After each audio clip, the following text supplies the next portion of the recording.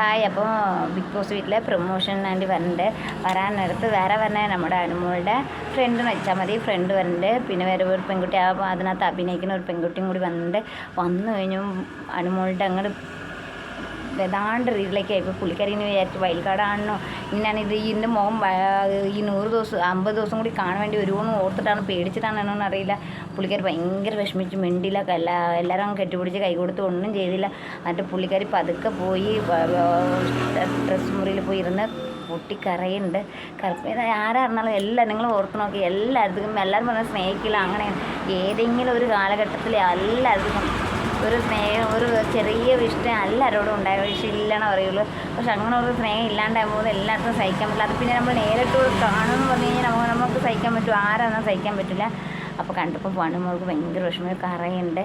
പോതുവരെ അവർ സംസാരിക്കുമ്പോൾ മുഖത്ത് പോലും നോക്കാൻ തയ്യാറായില്ല.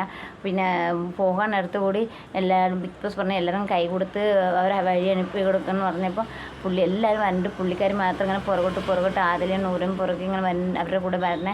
അത് കഴിഞ്ഞപ്പോൾ പുള്ളിക്കാരൻ പോകാനടുത്ത് അനുമോളുടെ അടുത്ത് വന്നിട്ട് കൈ കൊടുക്കാൻ വരാനടുത്ത് പുള്ളിക്കാർ ഇതിലേ ചുറ്റി അതിലേ വന്നു. അപ്പം പുള്ളിക്കാരൻ ഓടി വന്ന് കൈയൊക്കെ കൊടുത്തിട്ടാണ് പോയേ. ഇല്ല, എല്ലാവർക്കും ഒவ்வொரு വിഷമം ഒவ்வொரு സങ്കടം ഉണ്ടാവാതിരിക്കില്ല. മനുഷ്യന്മാരല്ലേ, ഇല്ലാണ്ട് എല്ലായിടത്തും തെറ്റുപറ്റും എല്ലാം ചെയ്യും. അപ്പോൾ അതിൽ വെച്ച് നിങ്ങളെ വലിയ ആഘോഷമാക്കേണ്ട. അവരവരുടെ ജീവിതമായിട്ട് പോട്ടെ. ആ ചേട്ടൻ്റെ ജീവിതമായിട്ട് പോട്ടെ. അനുവിൻ്റെ കാര്യം നോക്കി പോട്ടെ.